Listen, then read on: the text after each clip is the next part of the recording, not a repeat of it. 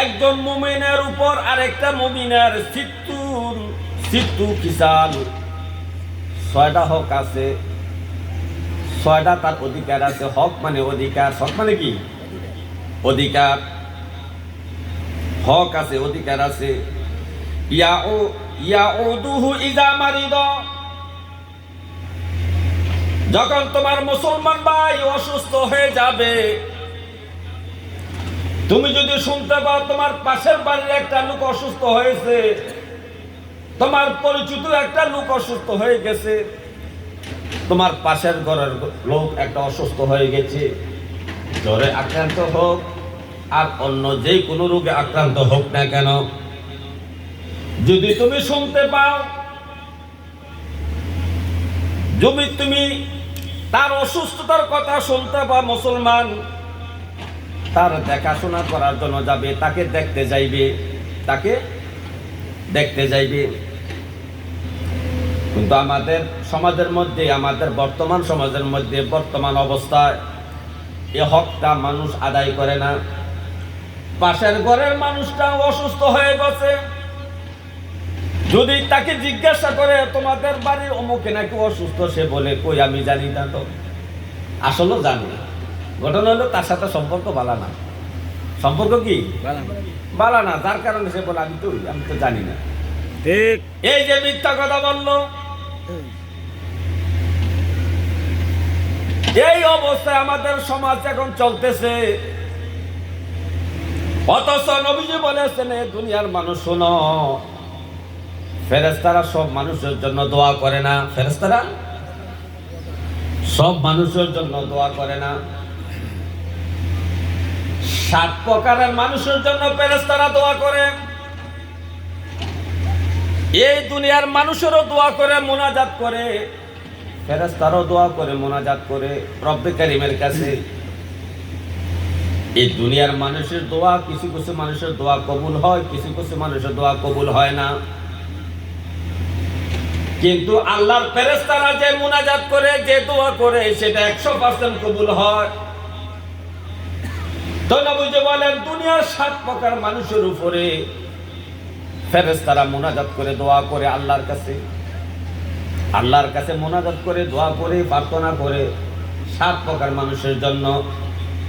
এর মধ্যে 1 প্রকারের মানুষ হইল যেই মুসলমান সকালবেলায় তার একটা অসুস্থ মুসলমান ভাইকে দেখতে গেল, তার বাড়িতে যাইয়া তার খোঁজ খবর নিল এবং সান্ত্বনা দিল, ভাইজান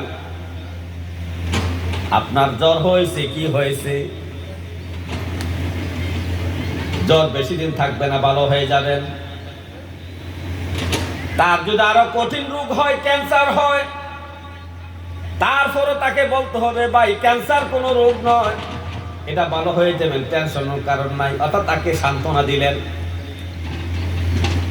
রোগী মানুষ, অসুস্থ মানুষ, মানসিকভাবে দুর্বল থাকে, তাকে দেখতে যাইয়া যখন তাকে এইভাবে তার জন্য সাহস যোগাইলেন, তার জন্য দোয়া করলেন, মনে মনে দোয়া করলেন, রাব্বে কারীম আপনার এই বান্দাকে আপনি সুস্থ করে দেন, সুবহানাল্লাহ।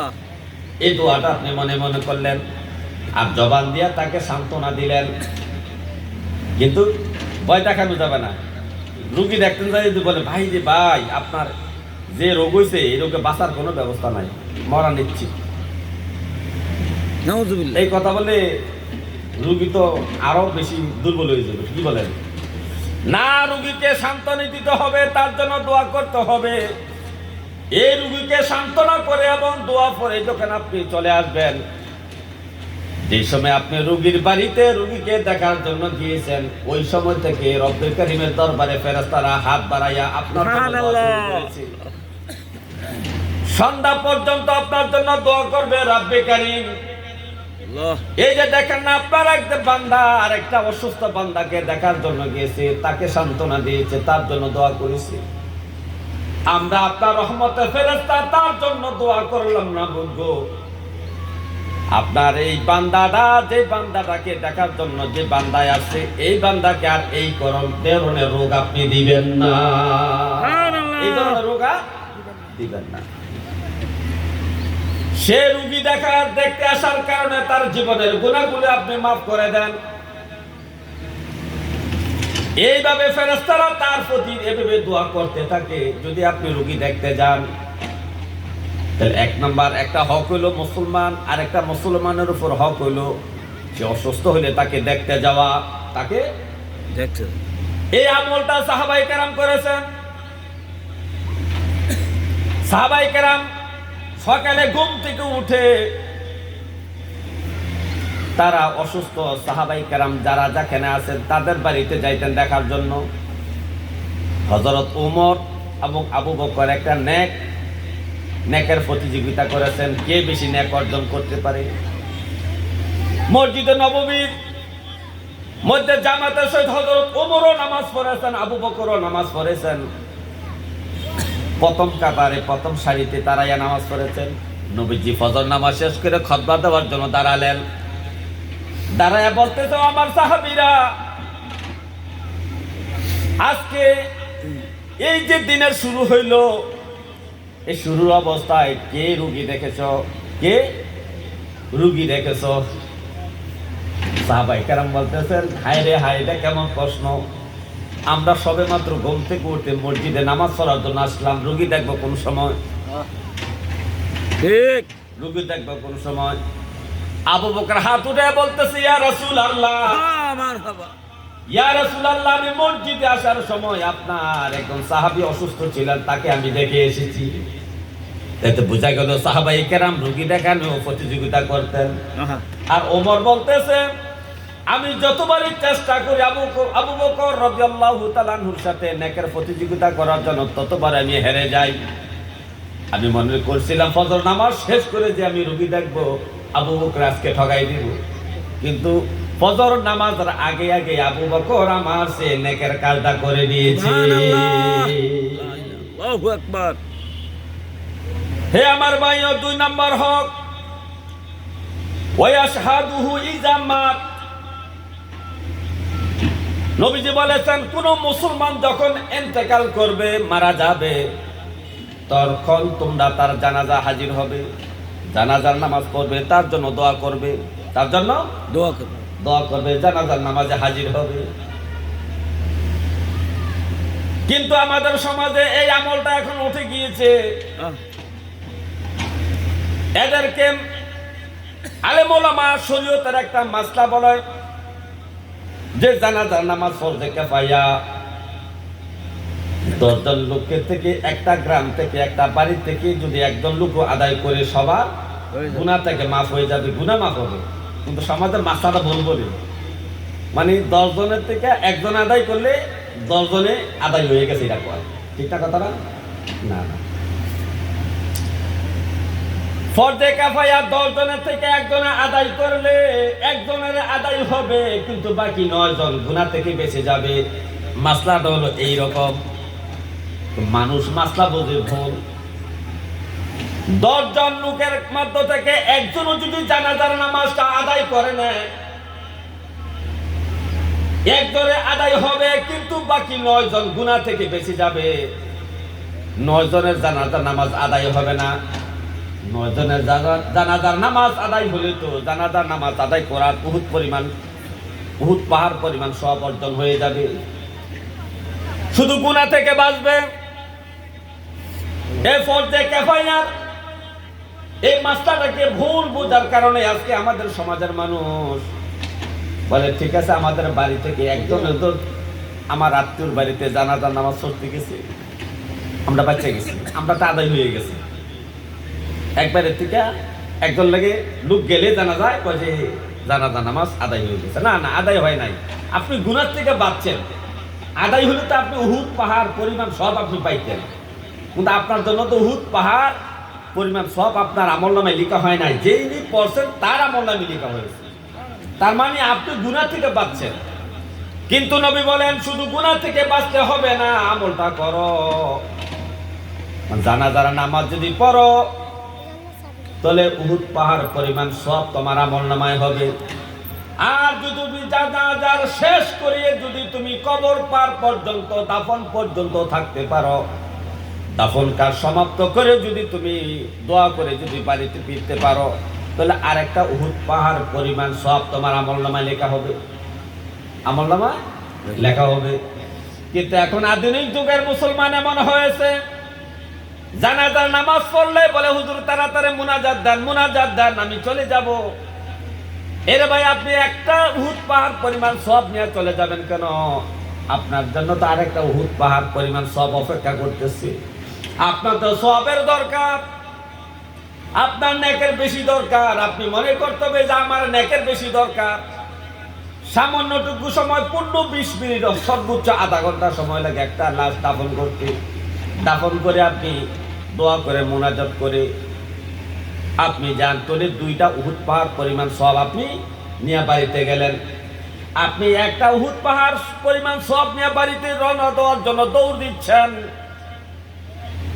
এই হলো আমাদের অবস্থা। অথচ নবীজি বলেন, ও আমার উম্মত, যখন কোন মুসলমান মারা যাবে তার জানাজা হাজির হইও। তোমার জানাজাটা পাওয়া তার হক। যে মুসলমান মারা গেছে তার একটা হক হলো তোমাদের সব মুসলমানের জানাজা পাওয়া, সব মুসলমানের জানাজা পাওয়া। এই হকটা আমাদেরকে আদায় করতে হবে। শুধু তাই না, বুজুর্গ উলামায়ে কেরাম বলতেছেন, যে যত বেশি জানাজা পড়বে তার মৃত্যুর উপরে তত বেশি লোক তার জানাজায় হবে। যে যত বেশি জানাজায় পড়বে তার মৃত্যুর উপরে তত বেশি তার জানাজা লোক হবে। সুতরাং আমরা যদি আমাদের জানাজায় বেশি লোক চাই, তাহলে আমরা কোনো মানুষ মারা গেলে যেটাই আওয়াজ শুনবো, মাইকের আওয়াজ যেটাই শুনবো মানুষ মারা গেছে, সেটাই আমরা জানাজা হাজির হইল। হে আমার ভাইয়া, মুসলমানের উপর আরেকটা মুসলমানের হক হলো, আরেকটা হক হলো, শোনেন, ইউজিবুহু ইজা দাআহু, ইউজিবুহু ইজা দাআহু। নবীজি বলেন, ও আমার উম্মতরা শোনো, তোমার মুসলমান ভাই যখন তোমাকে দাওয়াত দিবে তখন তুমি দাওয়াতটা গ্রহণ করবে। দাওয়াতটা কি গ্রহণ করবে। ধনী ব্যক্তি গরিবকে দাওয়াত দিতে পারে, গরিব ধনীকে দাওয়াত দিতে পারে। উভয়ের দাওয়াত রক্ষা করবা। গরিব মানুষ হওয়ার কারণে তুমি দাওয়াত রাখবে না, এমন যেন না হয়। কারণ তোমার উপরে তার একটা হক আছে। তুমি যখন দাওয়াত তোমাকে দিবে, দাওয়াতটা তুমি রক্ষা করবে, এটা তার হক। সুতরাং তাকে এই হক থেকে বঞ্চিত করিও না। যখন মুসলমান আরেক মুসলমানকে দাওয়াত দিবে, দাওয়াতটা রক্ষা করবে, দাওয়াত অবহেলা করবে না। যেমন এক মুসলমান আরেক মুসলমানকে কিছু খাওয়ার জন্য সাদর করে, মুসলমান বলে না না না, খাওয়া লাগবে না, খাবো না, তার মানে তার চিন্তা হইলো আজকে যদি তার খানা খাই, আরেকদিন তো তারে খাওয়াইতে হবে, আরেকদিন তাকে খাওয়াইতে হবে। নবী বলেন এটা করবা না। কারণ এক মুসলমান যদি আরেক মুসলমানকে খাওয়ায়, এর দ্বারা তার মধ্যে মহব্বত পয়দা হয়, ভাতৃত্ব বন্ধনটা অটুট হয়। একে অপরের বিপদে একদিন কাজে লাগবে। এই জন্য তোমরা যখন মুসলমান তোমাকে কিছু খাবার জন্য দাওয়াত দেয় বা অন্য কোনো কিছুর জন্য দাওয়াত দেয়, দাওয়াতটা তোমার রক্ষা করা দরকার। এটা মুসলমানের হক, এই হকটা তোমরা আদায় করবে। এরপরে আরেকটা হক হলো, নবীজি বলেছেন, ইউসাল্লিমু আলাইহি ইজা লাকিয়া। নবীজি বলেছেন, একজন মুসলমান আরেকজন মুসলমানের সাথে যখন দেখা সাক্ষাৎ হবে, একজন মুসলমান আর একজন মুসলমানের মুখোমুখি যখন হয়ে যাবে, তখন তোমরা সালাম দিবি,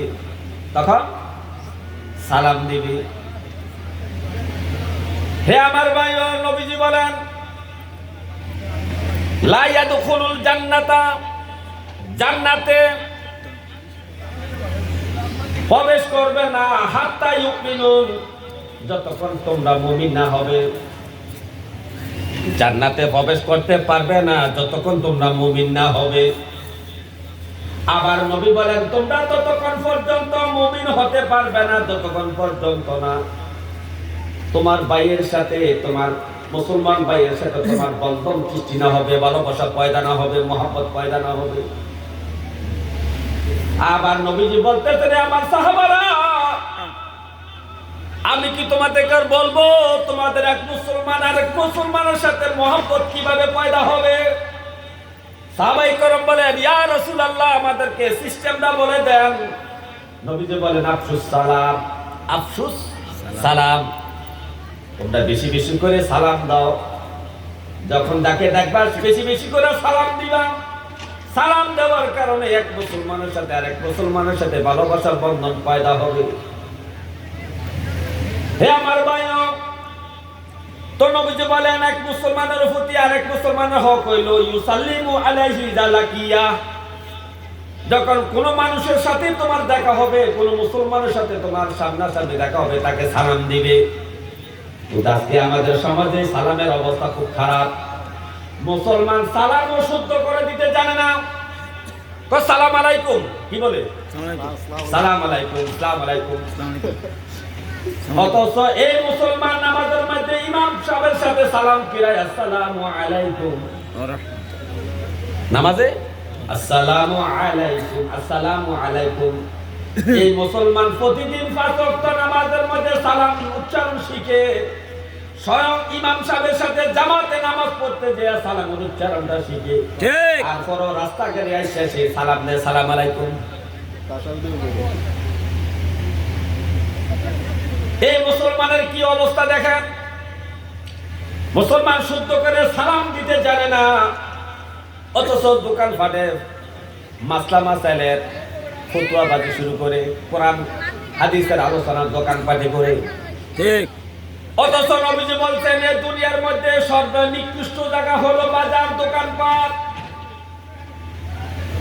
আল্লাহর জমিনের মধ্যে সবচেয়ে উৎকৃষ্ট, সবচেয়ে উত্তম, সবচেয়ে পবিত্র, সবচেয়ে ভালো জায়গা হলো মসজিদ।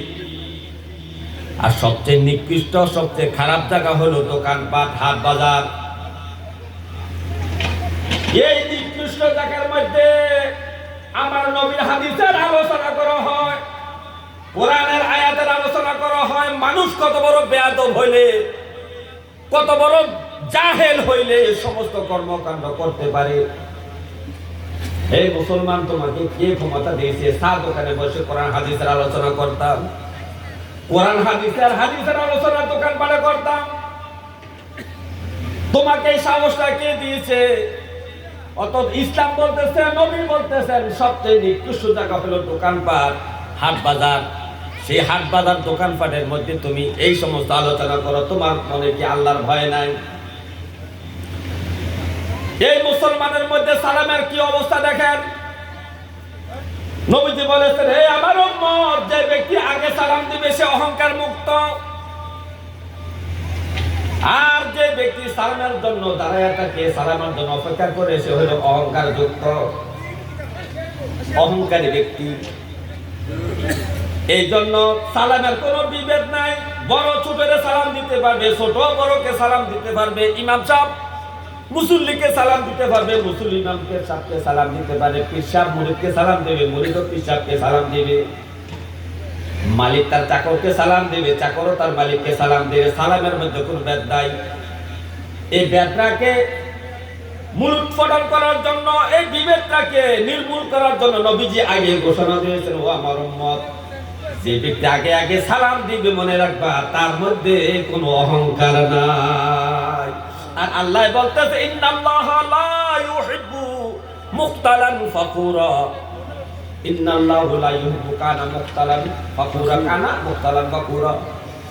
নিশ্চয় আল্লাহ তাআলা কোন অহংকারী ব্যক্তিকে পছন্দ করেন না, ভালোবাসেন না। ঠিক। কারণ অহংকার হলো আল্লাহর গুণ, অহংকার হলো আল্লাহর চাদর।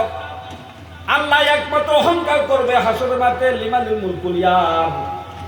হে বান্দারা,